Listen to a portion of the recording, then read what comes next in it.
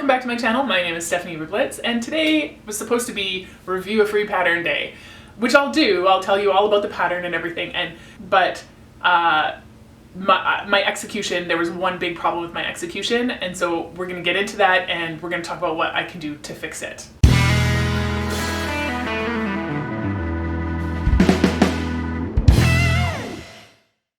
So for those of you who don't know, the Victoria and Albert Museum in London sometimes has exhibits on fashion designers. And when they do, they'll get an independent pattern company to recreate one of the looks and make a pattern for it. And then you can download that pattern for free while the exhibit is happening. So right now they have an exhibit on Mary Quant, who was a famous designer and fashion icon in the 60s. She was really famous for adding ruffles, for her bold use of colors and stripes, and the sort of utilitarian fabrics that she used. So the exhibit is happening until February 16th, 2020. So until then, you can download your free pattern. So for this exhibit, the Victoria and Albert Museum has commissioned Alice & Co patterns to remake the pattern for the famous Georgie dress.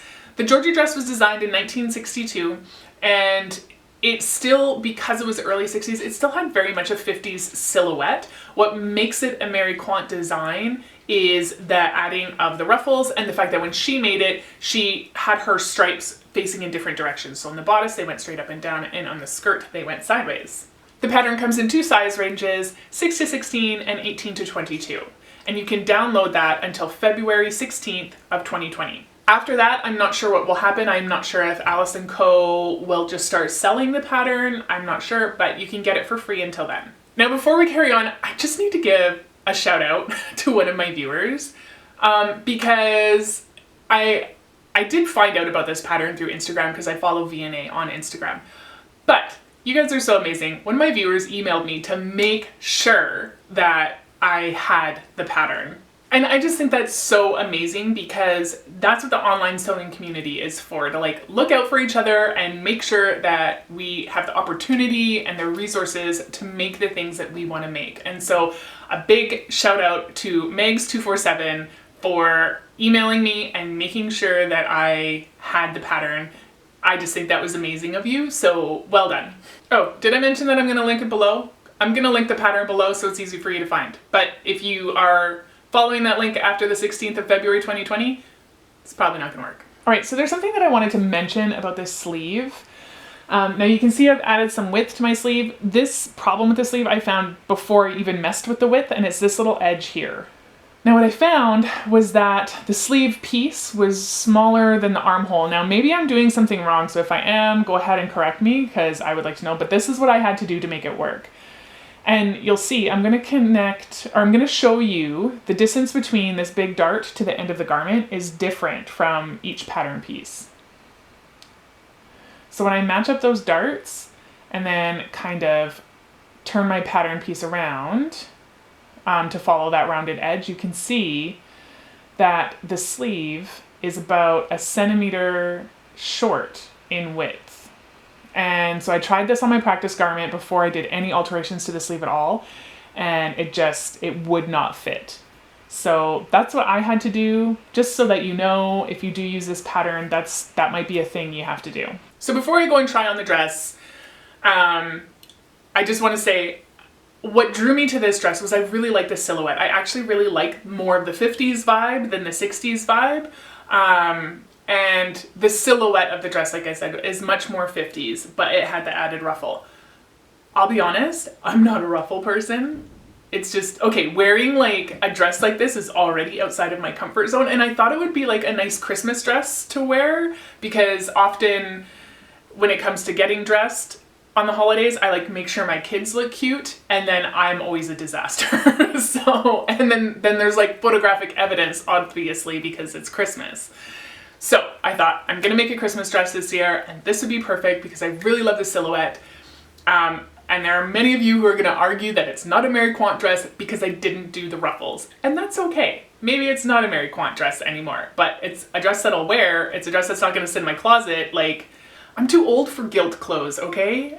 We've all been there. You know, your grandma buys you something you don't really like wearing, and then she constantly asks you like, oh, hey, do you ever wear that whatever I got you? And then you're like, yeah, grandma, all the time. I'd be wearing it now, but it's in the wash. Yeah, I'm too old for that. So yeah, I decided I'm not having clothes in my closet that I'm not gonna wear anymore. So I made the dress, but I did not put the ruffles in. I also shortened the sleeves and did like a faux cuff on it, and I added pockets. So it's a different dress. But you know what? There is no reason for a full skirt to not have pockets. Okay, but where I ran into problems is, before I even did my toil, I added 2 inches to the length of the pattern, and that was just by measuring the pattern and measuring myself. And I do that every time, regardless of, like, I don't rely on the measurements that I have from last time. I measure myself every time. And then I compare my measurements to the pattern. So for the bodice to be at my waist, which, and this is where I went wrong. Typically, I drop my waist down because it's normally you would measure at the most narrow part, but I just feel like being so tall, it kind of like throws off my proportions. It makes them a little bit funny. But again, I'm sewing something that is not in my comfort zone, and I thought the style was maybe a little more high-waisted than what I was used to. So I measured at my narrowest part of my waist, which is normally what you would do. So then I sewed my toil, I tried it on, and I only sewed the toil of the bodice because the skirt's just a pleated skirt. Like, how hard is that? But what that didn't show me was it didn't show me that I was going to be adding width to my most narrow part. It does not look good. I can kind of get by wearing the sash lower, but then you lose like the entire detail of pleating the skirt. So I'm going to go try it on. I'm going to show you what the problems are. And there's 2 solutions I have sort of come up with, and I'd be totally into hearing your guys' feedback about what I should do about it.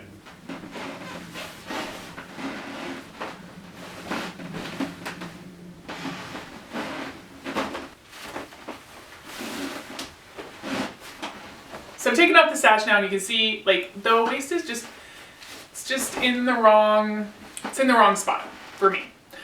Also, while I was making it, I realized that the bodice was going to be too short, and so I tried to fix that by making my seam allowance as small as possible, just to like eke out any length that I could, which in turn made my pockets lower.